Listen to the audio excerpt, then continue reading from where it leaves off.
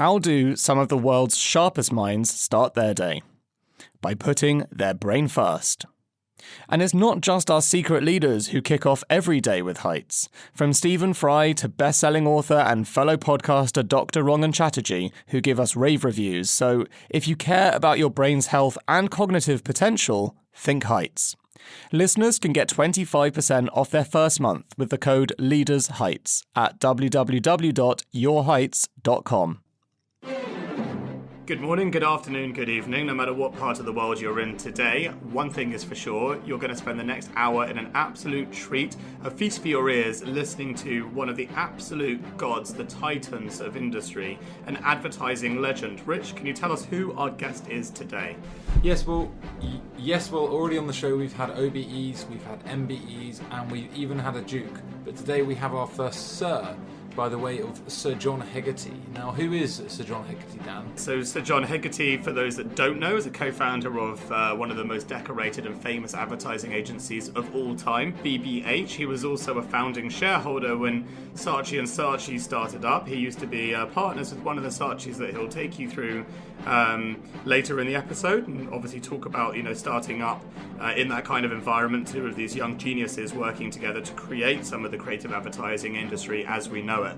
If you've ever watched Mad Men, then this is definitely one for you. If you've ever had any remote interest in advertising, definitely one for you. And if you're interested in sort of an opposing view on how to be creative and what to look for when running a startup, such theories as not believing in learning from failures and thinking that such lessons are a waste of time, then if you're looking for a different kind of viewpoint, this one is absolutely for you. So without further ado, I think we will crack on. Rich, can you hit record, press play, rewind, remix, whatever it is you do in the studio? Sure, let's get on with it. From Runway East Studios in London, welcome to The Secret Lives of Leaders.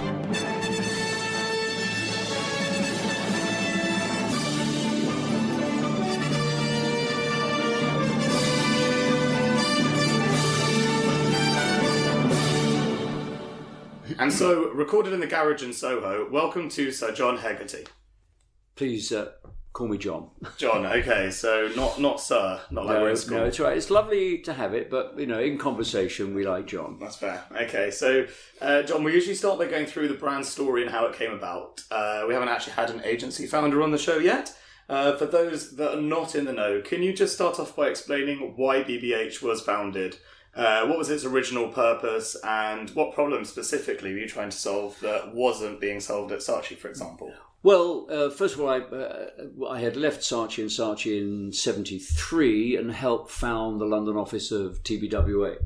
And that's where I met my partners, John Bartle and Nigel Bogle. We were all running that office in London. And we turned that into a very successful office. It was winning awards, winning business. There was an issue around control and ownership, which we were not absolutely delighted with. We felt the ownership structure was not right. It didn't reflect our effort and our involvement. And we tried to negotiate with TBW&A a different ownership structure so we could be rewarded more readily for what we were doing and what we were putting into the business. Does the TBWA stand for their names as well? Yes, it does. That's very common in advertising, right? Yeah, it was Tregos, Bonal, Wiesendanger and Aroldi. And how long had that been around? Well, that was started in 1970 in Paris. Okay. And naturally, when they came to London in 1973, we suggested they just call it TBWA. Right, you're right. It was actually a great concept. First European advertising agency since God knows how long. Okay.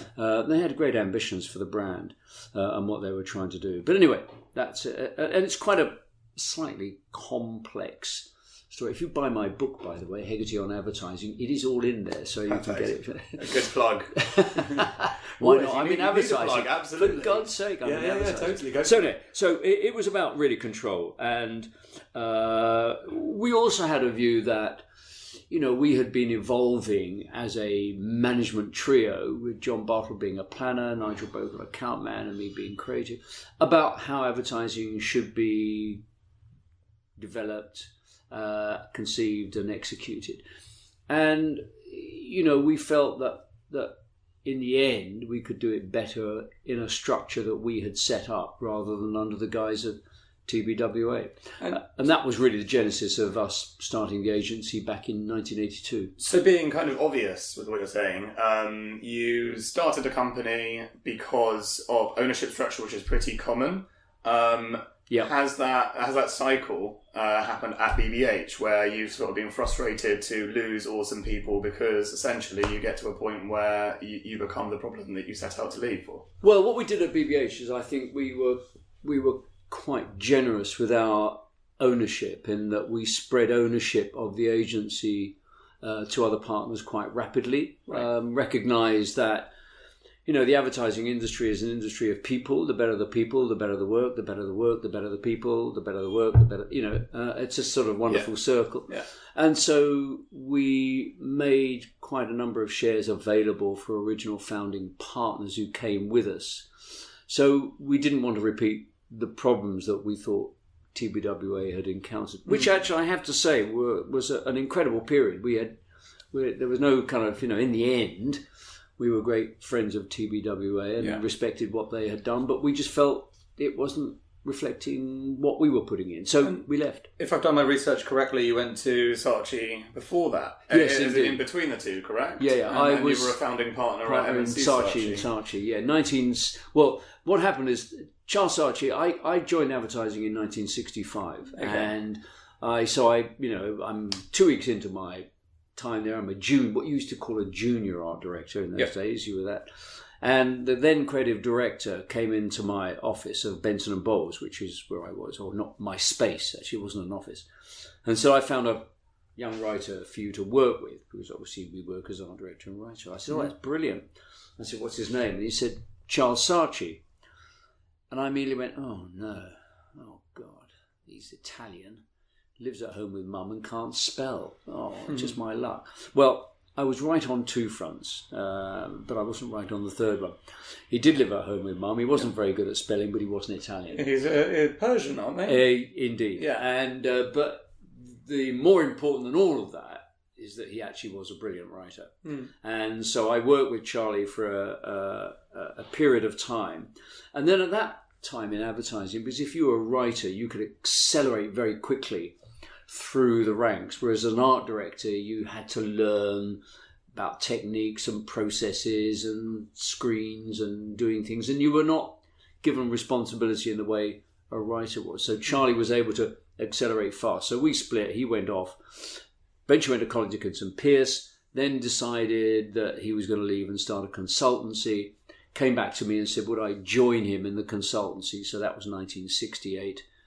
And then in 67, and then in 1970, that consultancy called Kramer Saatchi evolved into Saatchi and Saatchi, and then Charlie again asked if I would become a founding partner with him in that. So we had a long relationship working together, which was great. But he was a fabulous writer, although, as I constantly say, wasn't very good at spelling. Yeah, interesting that. I guess, you know... I think Shakespeare wasn't very good at spelling either. I'm sure lots of people are. Yeah. You're probably not good with a camera in your private time. Well, you know, my drawing isn't quite up to Picasso standards. Yes.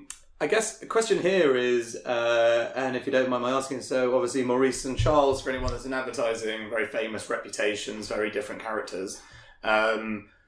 Charles, especially, very feisty, fiery character, and I guess as his career progressed, he's now become the pinnacle of the furiously angry yet incredibly impressive dynamic ad man.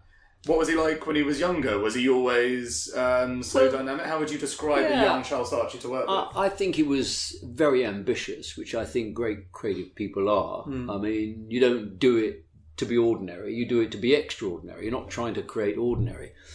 And I think Charlie was, even at that sort of young 23, 24-year-old, as a 23, 24-year-old, you could see that ambition. And I sort of, you know, I learned a lot from that.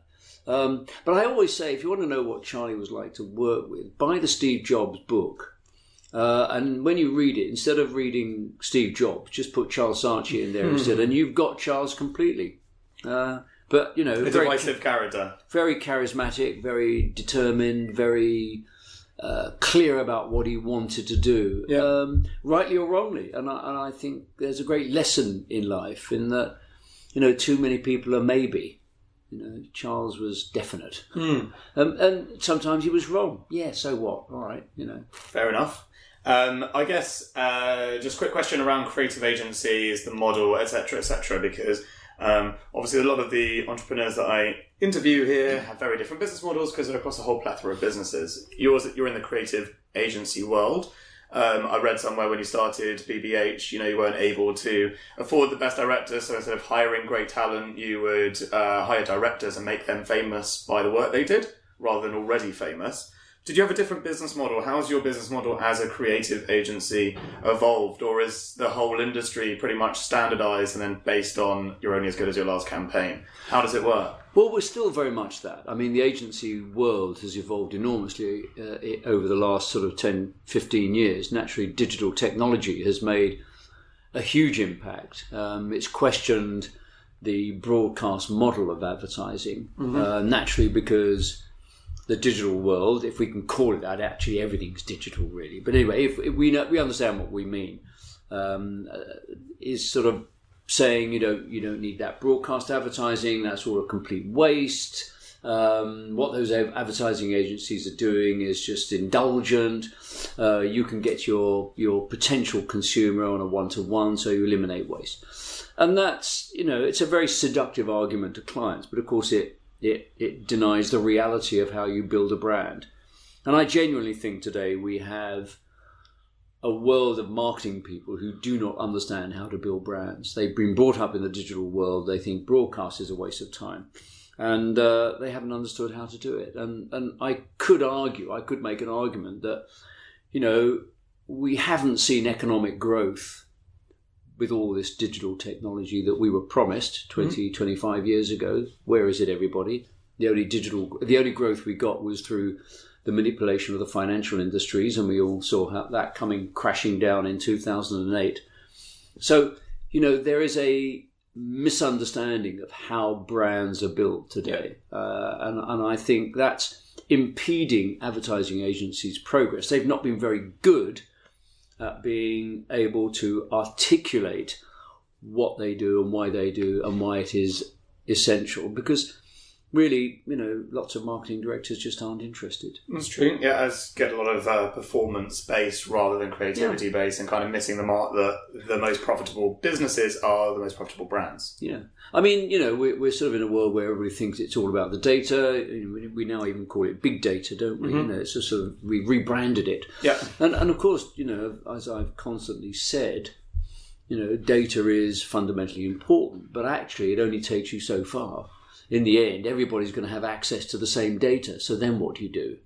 Well, surely the problem in a creative agency is, your famous thing about when everyone else zigs, zag. You can't find a data point that will teach some logic around a creative process, because isn't the whole point to stand out? So if the data says, everyone will, engage with this, well, you're trying to make noise for a client, so surely you do the opposite of what the data says. So do creatives have a sort of odd relationship with data? They do indeed. I mean, I had a lovely line that somebody said, I wish I'd said it actually, is that Picasso never had a business plan. And, I think what people forget... Well, just claim that was you. I could claim that. Yeah, that was Sir John Hegarty. Yeah, I just said that. Yeah, very good. Picasso never had a business plan. But what we're so obsessed with things like data, we don't become obsessed with what we're offering. And the point of a brand is to be different. So if you all end up at the same place, what's the point in having 5 brands? You might as well just eliminate them all and have one. It's very true. Make life very easy. Yep. But we have 5 different brands or 10 different brands or whatever it is in a marketplace, because it encourages competition. It encourages choice. And choice is what we're seeking, because through choice we have competition. Because if you don't have that, then you might as well give up. So coming back to competition, you've just left M&C Saatchi. No, Saatchi & Saatchi. Oh, Saatchi & Saatchi, sorry. Yeah, so you've just left Saatchi & Saatchi, and you've started up BBH with your new partners. How did you win your first client? What was your competitive edge? Do you remember that sort of original process? Yeah. So just to remind people, actually, that I left Saatchi's in 73, TBWA for 8 years, left TBWA, started BBH. Yeah. So, yes, so there we are. We opened our doors and, it really was a kind of, oh my God, what have we done? We had this, wonderfully successful business that we'd helped build within TBWA and here we are now with this, oh my God. Well, first of all, we had is our reputation. Our reputation did sort of go before us. And what we had was this great belief that great advertising is created by brilliant strategic insights, strategic understanding, executed with brilliant creativity. So that sort of the essence of what we were offering was great strategic thinking aligned to great creative execution. In other words, it's all very well having your strategy right if the creativity didn't capture people's imagination. And vice versa. And vice versa. There was no point in having great creativity if it was articulating the wrong strategy. Putting those two things together was, to a certain extent, but there are other agencies doing it, but that was our big sell. That's what we did. And we said, when we started BBH, that we wouldn't do speculative creative work. In other words, clients would come and they'd say, well, I'm very interested in you pitching for our business, and I'd like to see some of your ideas. And we said, no, we won't do that. And to emphasize, and we said we won't do that because actually what you should be doing is getting your strategy right. We will present we'll present and give you some strategic thinking. This is where the brand will go. And once you work with us, then we'll do the creative work beyond that.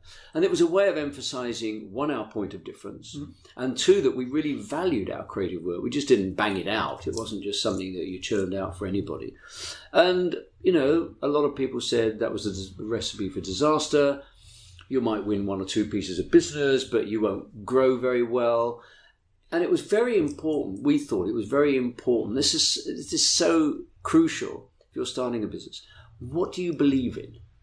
And that great line, a principle isn't a principle until it's cost you money. Yeah. And a business has got to start with some principles. And those principles at some point in time will cost you money. You can't be all things to all people. Having said all that, it's following your own doctrine anyway, which is everyone else says you zag. So if everyone else is doing those processes and pitches and you say we won't, then you stand out and you have a reason why people go to you. Absolutely. And so you realise that if you don't have that, you aren't distinctive in the marketplace. Yeah. So we started, and it's a lovely story actually. I had met the marketing director of Audi a couple of years before we broke away from TBWA, and we were at an awards thing and he was on the jury with me. And anyway, he decides 2 years later that he needs to have his business repitched for. He remembers me from, creative director at TBWA. So he calls up TBWA and says, I'm Brian Bowler of Audi. I'd like to speak to John Hegarty because we're thinking of repitching our business. And the receptionist said, oh, no, John's left with two of his partners from here. They've set their own agency up. At which point Brian goes, and she says, well, don't worry, I've got their phone number here. You can call them. You must love that receptionist. Don't you just? So, lesson there, always be nice to the receptionist. And that lovely receptionist, put us in touch with Brian. Brian called us, explained that he wanted us to pitch for the business. Long story short, and we explained our principles, and he was fine with that. And we pitched against Colin Dickinson Pierce and Saatchi & and we won the business because we talked about how you build a very different brand for Audi. What kind of German were you going to be? What was that original Audi? Because the one that I recall being quite famous as the banker. Way before that. Yeah, I thought it would have been. The two that we made a slightly disastrous one to start with, but we don't go there. You always make mistakes. But we launched. I think it's quite interesting to go. So your first, because actually. Yeah. Audiences, entrepreneurs that make mistakes. So John Hegarty, when he starts up BBH and wins this amazing client, the first one doesn't go exactly according to plan. No, it was sort of slightly ordinary, and we were trying to explain aerodynamics in a. It was quite an interesting ad, but it just didn't capture anybody's imagination. Sure. It didn't break out of the mould in any How was way. the conversation with your client at that time? And that's right, because they were great, because they said, look, we all bought into this. It didn't quite do what we wanted to do. It's launched the car. It did okay, but it's not. We want some magic. Yeah. And so, we understood that, and we said, well, sometimes magic takes a bit longer to achieve. We went back in and created the two ads that changed the brand, and that was for, again, the aerodynamic Audi 100 and the Rally Quattro. And one of them was called Glider, and the other was called Marbella, how you can get to Marbella a lot quicker with an Audi 100, because you don't have to keep stopping at petrol stations for fuel. And it ended with, of course, the classic line of, if you want to get on the beach before the Germans, you better buy an Audi 100. That's funny. And then that's where we also then launched. And then there was a big question of, how do we link all these ads and everything that we're doing for Audi together? And I sort of had, on a factory visit, always have a factory visit, I'd seen an old slogan that they used to have, and I saw it on the wall, and I said to the guy showing, what's that? And he said, it's an old advertising line we used to have. We don't use it anymore. And it was Vorsprung Durch Technik, and it's just stuck in my brain. And so when we were talking then about how do we tie all these together, all these different things, and I said, well, why don't we end each of the ads with, Vorsprung Durch Technik? It's still there today, 2017. And it's still there today. And Barbara Noakes, who I was working with at the time, just added, as they say in Germany. And it became famous. And what's lovely about that story is that naturally they did a bit of research on it, because they thought, we better do a bit of research. Research came back and said, whatever you do, don't use it. People get very edgy about Germany, and there's a sort of love-hate relationship, and we recommend you not to do it. Well, fortunately, Brian Bowler, and his lovely advertising director, Johnnie Walker, both said, but we are a German brand. And actually there was a benefit in that Audi didn't sound very German, so people were a bit unsure. Where did it come from? Was it Belgium? Maybe Scandinavian, yeah. Could be there. And so, of course, this firmly locked it as a German brand, but one with a sense of humour. So we ran it, and of course the rest is history. That's brilliant. It's another example of how creativity can't always follow the lines of data. Absolutely, and also gut instinct and intuition. Research can be horribly wrong. Yeah, it almost makes you feel like,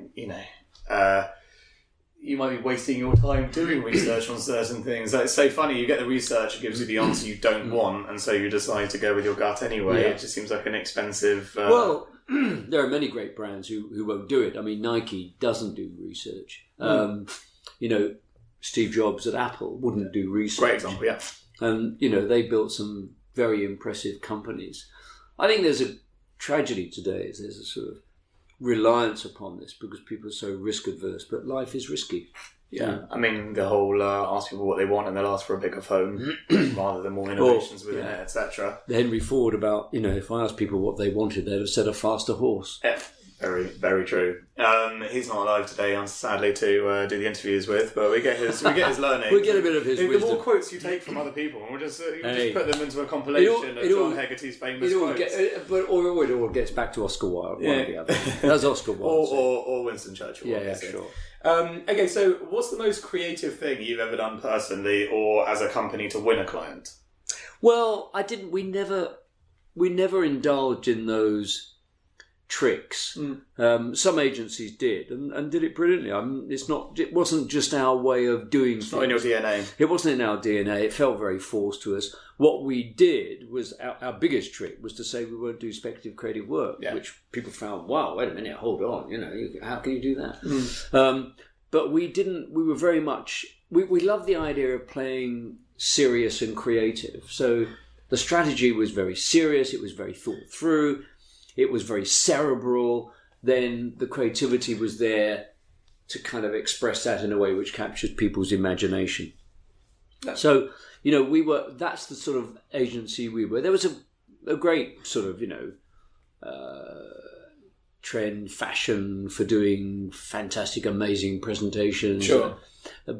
people talked about it as theatre and stuff like that, and it wasn't our style, so we didn't do it. That's very fair. Okay, well, how about we just jump straight in and tell us about some of your favourite campaigns? So, go on, John Hegarty's top 3 favourite campaigns, and are they all conveniently from BBH? Well, if you're asking me about my campaigns or campaigns I've worked on... You know what, let's start with your top 3 favourite campaigns ever, no matter who it's from, so that will obviously include a couple where you're like, I wish that was us that did that work. There must be that. Well, of course. I mean, anybody from my generation and even perhaps later generations will quote the Volkswagen campaign done by Dorday and Burmack in New York in the early 60s. And that's another example of going to a factory, is it not? Yeah. They went to the factory and got the whole research of how to innovate that brand. Yeah. But the daringness of that brand, the daringness of saying, when everybody in America was thinking big, they said think small, and they told you that sometimes their cars go wrong, but actually they know how to fix them. And I think it had the sort of fundamentals of modern advertising in it. It was truthful, it was memorable, and it was desirable. And I think those 3 things are fundamental for a brand. I always talk about that's my triangle. Right. Great advertising tells the truth. Believe it or not, everybody, if you're listening to this, its job isn't to lie. Its job is actually to find a truth within the brand. So exaggerate that truth, naturally, but do it in a way which makes the brand desirable, and then execute it in a way which is memorable, because there's no point being desirable if you're not memorable. And I think, for me, Volkswagen was the campaign. It created modern advertising. It still is just absolutely brilliant. So I genuinely wish I had done that.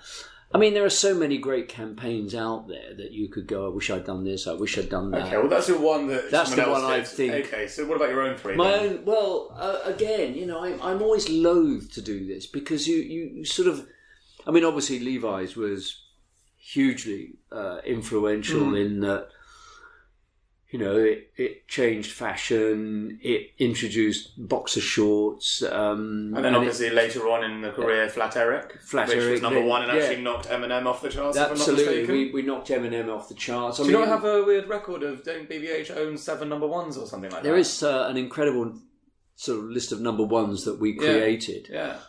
So that was a very influential campaign, and I loved it, and it was wonderful doing that.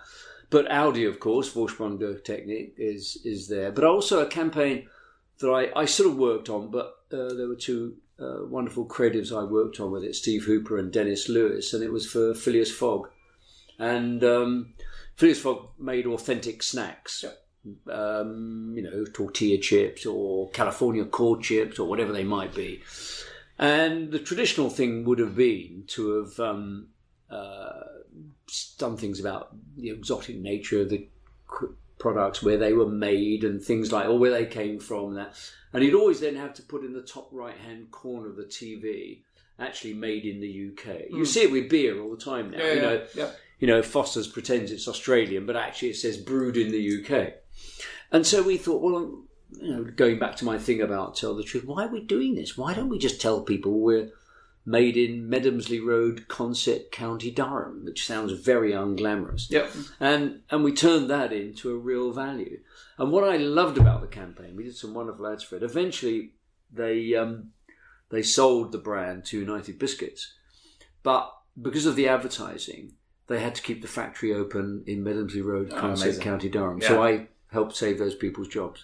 So that was a campaign that we were very, very proud of at BBH. But there are so many that I love, and I sort of always go, there is an element of you're only as good as your next ad, and you must always look forward in a way. So I'm never, I don't want to overdwell. Be too nostalgic. Yeah. Fair enough. Okay, so a little bit about you now, rather than the company, because obviously, as you say, now it gets interesting. Yeah, now exactly. It gets interesting. Okay, so thank God for that. Now, what about me? Yeah, exactly. So obviously, this is an audio recording, so you can't see the very bright trousers that Sir John has come in, and apparently a matching jacket too. That's a tartan suit. It's the Murray tartan suit. I'm rather pleased with that. Very appropriate as interviewed by a Murray.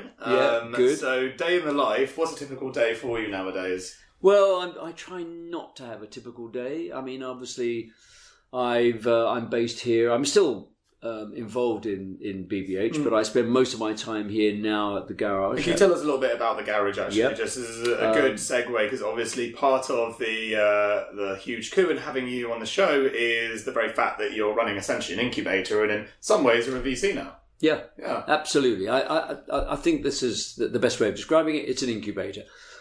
So people come to us with their ideas, and we try and help them build those ideas into businesses that become brands. And what we say to people is, don't start a business, build a brand. Yeah. Because that's where value will lie. And it's amazing how many young entrepreneurs sort of think about the business but don't think about the brand.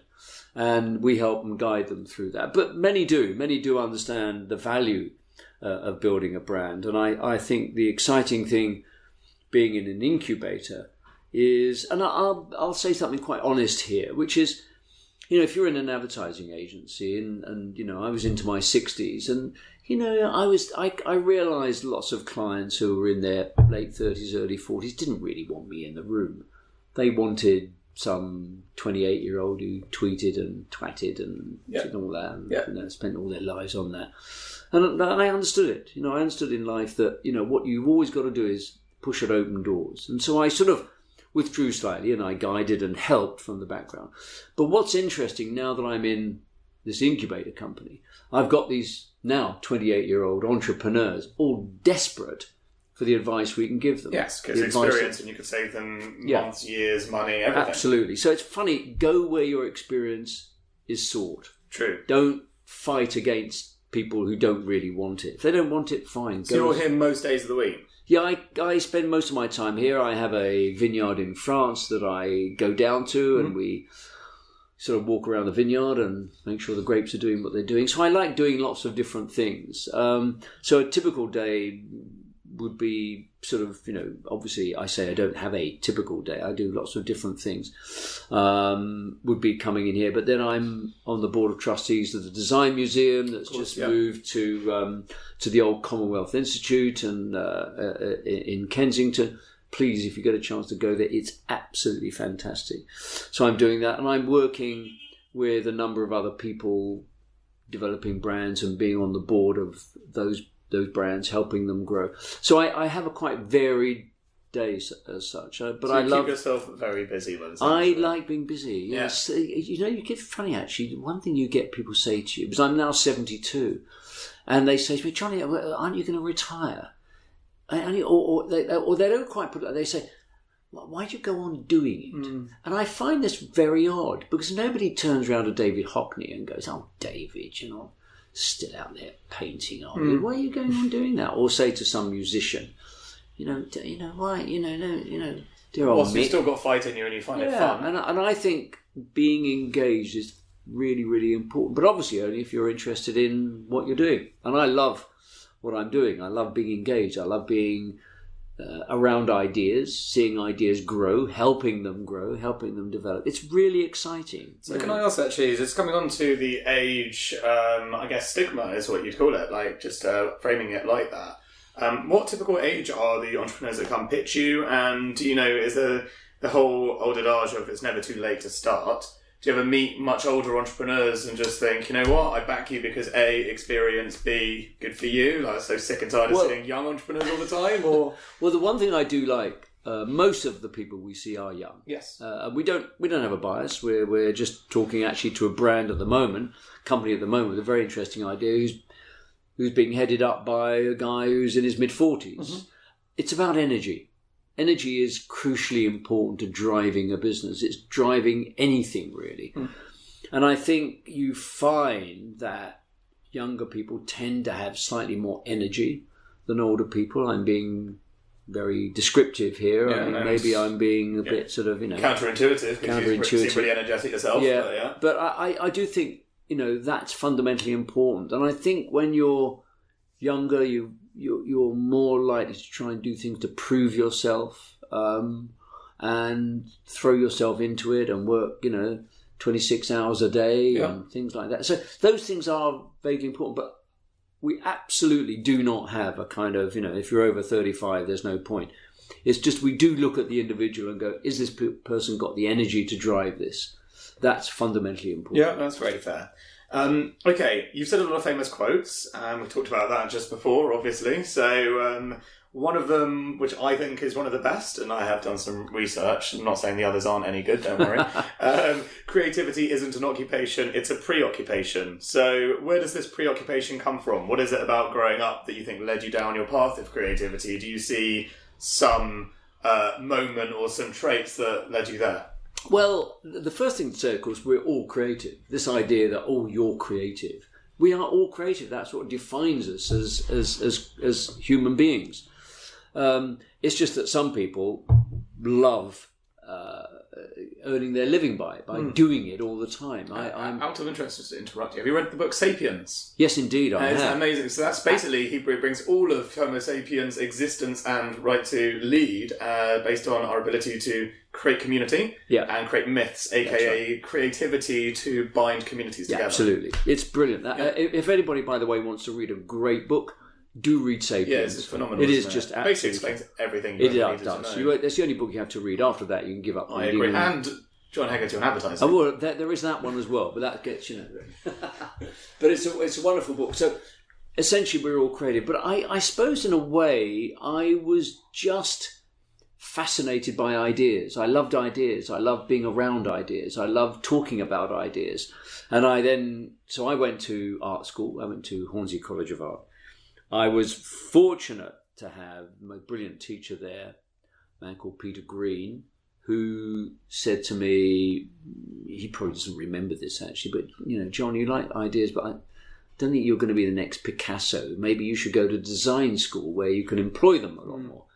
And he suggested I go to the London College of Printing, which I did. I went to the London College of Printing and then studied printing and design there because I wanted to learn about printing as well. And but the trouble with being at design school is I thought they all wanted to be artists. They all wanted to go back. And when I started talking about ideas, they all sort of veered away. Oh no, what's that? Oh, I don't like that. Oh, blank page. Oh no.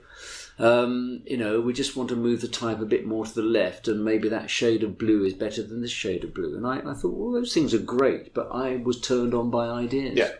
And it was whilst I was there that I then met another brilliant teacher. I was a very lucky man, really, wasn't I? Called John Gillard, who then showed me the work of Dordain Bernbach. And so here was I looking at this brilliant work from the 60s. This was like 1964. And he was showing me what they were doing. And I just thought, this is like having a light switched on in a darkened room. This is it. It was smart, it was intelligent, it was witty, but it was also inclusive. It didn't exclude, it included. It used humour to include. And I thought, this is what I want to do. And so I was lucky then. I then created an advertising portfolio and then went off and got a job and eventually worked with Charles Saatchi. So creativity is fundamentally important. So that's how I got to do it. I think that's, that centre. The reason why that's an important quote, creativity isn't an occupation, it's a preoccupation. You're doing it all the time. There isn't a moment you don't come into the office and just become creative. You're walking down the street thinking about something. You're talking to somebody and the thoughts going through your mind. You're seeing a movie. You've gone to an art show. You've read this book. You've looked at that magazine. And all these things are going in and they're churning around in your mind and they come back out again when you're trying to solve a problem. Just a couple of things that made me think of as you were talking. So there's the old adage, I don't know if you follow this at all when you're investing in companies, but there's the old adage of, the perfect founding team as a designer, a developer, a hustler. And I just remembered you saying about BBH, you had yourself a creative, an account manager, and a planner. Yeah, and a planner. Do you think that's essential in creating a great creative agency? I think it is, actually. I think partnerships are brilliant if they all bring to the table different skills, and they also, in doing that, they don't try and do somebody else's job. It's a bit like a band. So not stepping on each other's toes. That's right. Yeah. You want, everybody in the band knows what they've got to do, and they do it. Yeah. They don't all want to be the lead singer. And I think that's essential. So what about when you're investing? Like I said, the hustler, designer, developer. Do you look at that? Or you definitely. Yeah, I mean, we when somebody comes in, we go, right, is this idea disruptive? Is it going to disrupt the current business model? Is it scalable? can it grow? And is it monetizable? Can they make money out of it? You'd be surprised how many people come in with ideas and you say to them, so how are you going to make money out of this? And they go, well, I'm not. We're going to work on that. And you go, that's not very good. And then the other thing, of course, and you could argue is absolutely crucial, do we like the people? Do we think this is a team that can really work well together, support each other, drive the business, help, guide, that very trendy word, pivot if they have to, it's got to change slightly. Can they do all those things? So that's absolutely crucial. So that's how we would approach it. But I think you could argue that the crucial factor are the people. Yeah. So do you have a formula? Or is it just always Well, we pretend we have a formula, but then we keep breaking that formula. Of course, because then you meet someone who you like, you're like, oh, he doesn't have those, but you know what, doesn't matter. Exactly, yeah. Any famous deals that have come through your doors that you've passed on that you now regret? I'm sure, yeah. I mean, funny enough, actually, we passed on Purple Bricks, which has become absolutely huge. And you've invested and settled those, so... Yes, we have. Yeah. But to be honest, and I don't think they'll mind, because it was absolutely true. It was two brothers, very interesting. We liked them. They came to us and they talked about what they wanted to do, and we thought, this is really interesting, we'd love to do it. And then suddenly, one of the brothers decides he's going to leave. Right. And we go, whoa, hold on, what's going on here? So we sort of thought there's terrible kind of something going on in the background we don't know about. There's going to be, are they family fights? Is there a feud going on? And so we walked away from it. We were quite wrong, obviously, to walk away from it. I mean, but I think the right gut instinct, I'd say. Yeah, I'd say we were right on that. But hey, they've done incredibly well. He came back. And they've done unbelievably well and are doing a brilliant job. So they really are. One we missed out on. But hey, life's like that. That does happen. My big thing is also, people often say about mistakes, don't dwell on your mistakes. Sure. That whole thing about, I learn from my mistakes. You don't learn anything. So rubbish that. Especially if you're a creative person, you say, do learn from your mistakes. No, forget them instantly. Yeah. Because what you're trying to do is you're always trying to push the edge of the envelope. Always. You're really trying to push it. And if you kind of, your last idea didn't quite work out, you go, oh God, that didn't quite work out. Oh, better be careful now with my next one. You can't do that. You've just got to go, no.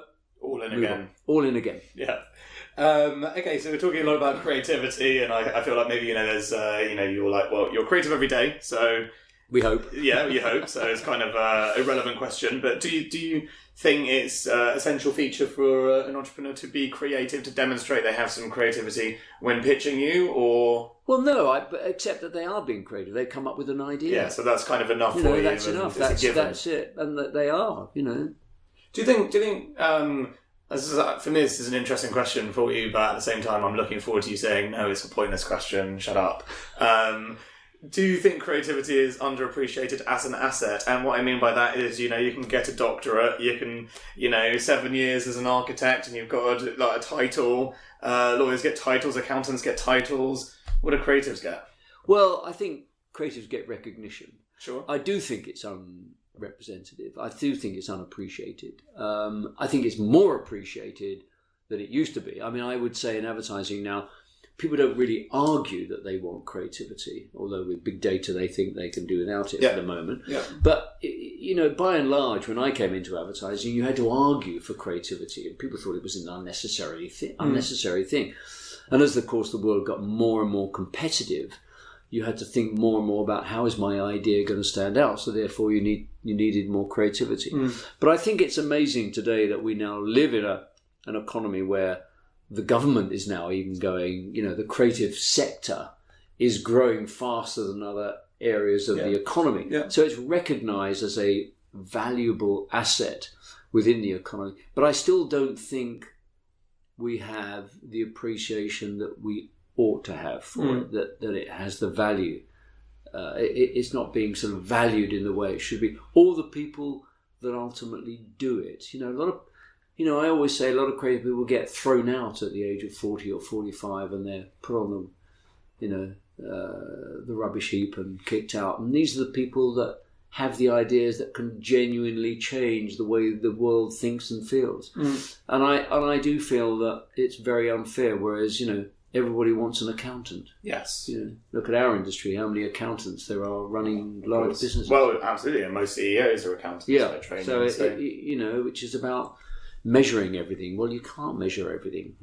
And even if you could, you would probably zag and say, forget the research and do the opposite. Well, it's interesting, isn't it? The really successful businesses are built with people with a passion for an idea. Yes. And those are the ones that make the huge differences. So moving into the last section, we've got 10 minutes left, so we need to get through some of the important things as well. So obviously there's a big debate in general around, stress and overdoing it, etc., etc. Now, obviously, asking you what work-life balance means today at 72 with a vineyard is a silly question. But in the heat of you creating your own company, BBH in the early days, talk to us about work-life balance then, and how would you do it differently today? And do you see different trends? Well, I think stress occurs when you're doing something with people who don't appreciate what you're doing and you're constantly fighting. I had two wonderful partners in John and Nigel. We supported each other. We were all on a mission together. Of course, we came across clients who were difficult. We came across people who were difficult.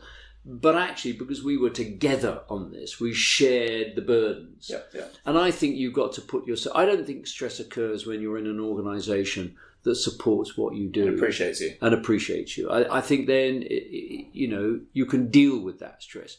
Where you can have stress is when you're fighting a lonely corner, knowing that what you've got to do is right, and you're dealing with people who don't support you, then I think that will be very stressful. Quite a common thing in creative advertising, if I'm not mistaken. You are very, very sure your idea will be bang on correct and everyone else disagrees, and really it's up to chance whether you were right or they were right in a lot of these circumstances. Yeah, and I think for creative people, that's where it's hard. I talk about it, it's tough for creative people. I mean, if you're a strategist, you're a planner, there are a huge number of agencies you can go to, and you can learn a lot from them, you can have an influence, you can have an impact. For creative people, there are very few good creative agencies where they can be appreciated, where they can be given rein to do what they want to do with guidance and help and support. Yeah. And so I think it's very difficult. Do you meditate or practice anything similar, and have you ever? Are you into any of that? No, I'm not. Lots of people say, it's really good. I'm sure it is. Yeah, but I love never needed to. I don't need to. I love thinking about ideas. I find that the kind of meditation I want. I love it. I love that. So the idea of clearing your mind entirely to come to a greater clarity to you doesn't really work, because at the end of the day, consistently churning out ideas in your head is more useful. Well, I often say, I do my best thinking when I'm not thinking. But I walk in, I live in Clerkenwell and I work in Soho, and I walk in every day, and I love that sense of just, I'm walking in, you don't put earphones in. Too many people, creative people, walk around with earphones in thinking, hey, it's cool and groovy. Yeah, I love music. But actually you're cutting yourself off from all these influences out there.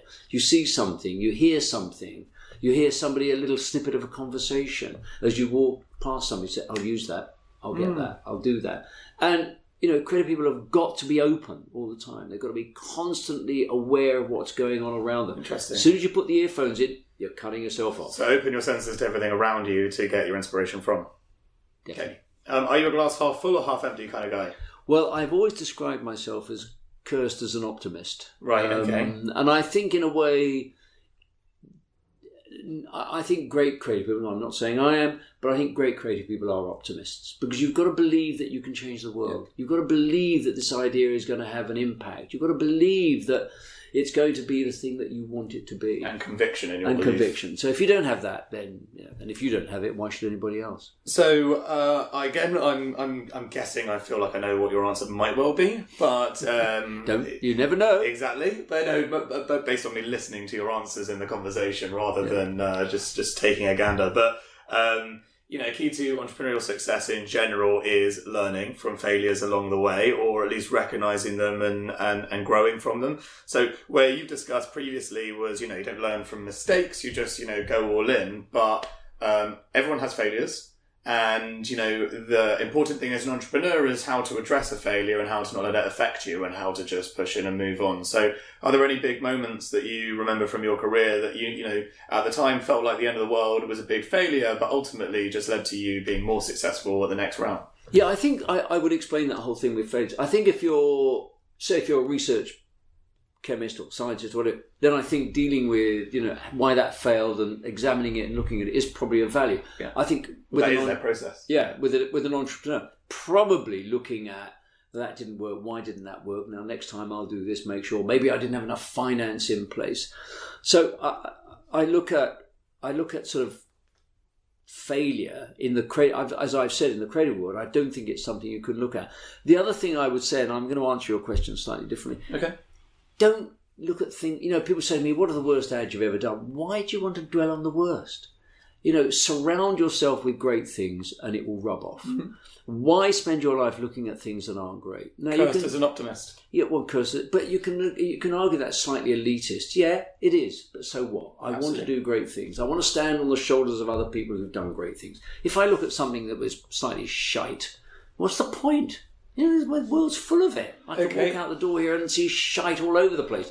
I want to look at great things, but it'll be inspiring. Okay, so speaking of inspiring instead, and a very valid point. So who have you looked up to along your career? Like, who are do you have different people that you look up to now you're in the entrepreneurship environment rather than when you're in the big brand environment? How's that evolved? I've loved people like Ferdinand Piech at Audi, who great part of the Porsche family, a lucky start in life, but really changed the way Audi was perceived in terms of design. I love people. I don't tend to look at other people in advertising. I try and look at, not because I don't admire them, but I tend to look in industries aligned to advertising. I assumed you would. Yeah. So I think you learn lessons from that. I mean, and I now know him very well, Kenneth Grange, who is a fantastic product designer who's done, the London Cab. He's done all sorts of the 125 train for Intercity. Brilliant designer. You learn from somebody like David Hockney. I mean, I've just watched his brilliant. It's on iPlayer. It's just called Hockney. 2-hour documentary on him, and you realise what he's doing, and from that you learn that he's exploring all the time. He never stops. He always inquires. He always asks why. Why are we doing that? Why is that like that? And he's prepared to move on. He's not going to stay in one place. And I find things like that really inspiring. Spend more of your time focused on the inspiring people around you to build your own story. That makes sense. What is the best piece of advice you've ever been given? You must have been given a lot. I was. The best piece of advice I was given, and it was very, very early on in my career, and I'll quickly tell it because we're running out of time. Sure. That when I had my first job, I was leaving design school, and I was offered 2 jobs. And one was at Y&R, and they were going to pay me £2,000 a year. Now, I know this, you go what? But this was 1965. The other job was at Benson & Bowles, and they were going to pay me $1,000 a year. And I said to a very good friend of mine at the time, Doug Maxwell, I said to Doug, I don't know, Doug, which one I should take. And Doug said to me, John, this great New York art director is just going to Benson & Bowles. I think I would go there, even though I'm going to be paid half as much. So I did. I followed that advice. I went there. And of course, as I've already told you, within 2 weeks I met Charles Saatchi, and that had a transformative effect upon my life and my career. Now, had I followed the money, I'd have gone to Y&R, and God knows what would have happened. Yeah. So my advice to people, great piece of advice, is, money's a tool, not a philosophy. Don't follow the money, follow the opportunity. That's brilliant. And I guess, is that your piece of advice you'd give to listeners as well as the piece you've received? Because quite often they're different, but I think in your circumstance it makes sense that you amalgamate them as one and the same. Absolutely. I mean, I think that throughout my career, I've always looked at the opportunity. Yeah. And then the money has come. So, but if you make money the goal, then you'll have a very short career as a creative person. So... Just proving I can learn from my own mistakes in this scenario. Instead of asking the last question, which was if you could do it all again, what would you do differently and why? To which you would say absolutely nothing, because why dwell on the past? Absolutely. There you go, learning. I will instead ask what's next. What other stuff do you have on the horizon? You're obviously here in the garage in Soho, and this keeps you busy. But any other plans? The other thing I always say is I have a 5-minute plan. I don't have a 5-year plan because 5 years ago I never thought I'd be doing this. Yeah. I didn't know. It was only because an old friend of mine, we started doing things together and we sort of talked about it and wow, why don't we do this and let's set up this and we can have an incubator. But so there was no plan to do that. It evolved, and I think there's a danger in over planning. As I say, my other little motto is do interesting things and interesting things will happen to you. And I'm a great believer in that. That's very valid and a great way to leave the listeners. So thank you very much to Sir John Hegarty for your time. And I believe we've finished right on time as well. So thank you. Okay, we hope you enjoyed that pretty fine episode listening to one of the most famous and decorated men in all of advertising, Sir John Hegarty, who very fortunately when we sent him over the edit said, Dan, I've never ever listened to a recording of myself in my life and asked for changes. I'm not about to start now. So you've just benefited from a whole hour uninterrupted and unedited of the man and legend that is indeed Sir John Hegarty of BBH. Rich, who have we got next week on the show? So next week we have another MBE by one of the halves of Mr. and Mrs. Smith, Tamara Lorne, and she has a great story of how she started Mr. and Mrs. Smith with her husband James Lorne, and going through the whole story with that. It's a very interesting business, and it's a really, really interesting story. So, and a fun fact from Tamara, she now listens to The Secret Lives of Leaders as one of her favourite podcasts for running. So if you've ever wondered when you can actually fit in listening to us, then we highly advise you follow her lead and just do it during exercise. Apparently this is energetic enough for most people. Yeah, and you can subscribe to us on all the usual channels, so that's YouTube, iTunes, SoundCloud and Spotify. You can get in touch with us by emailing us at hello@secretleaders.com, and if you want to see all of the past episodes, any information about them, and if you just want to just download them, then go to secretleaders.com and it's all there. So next week we will join you with Tamara and Dan, and have a good one.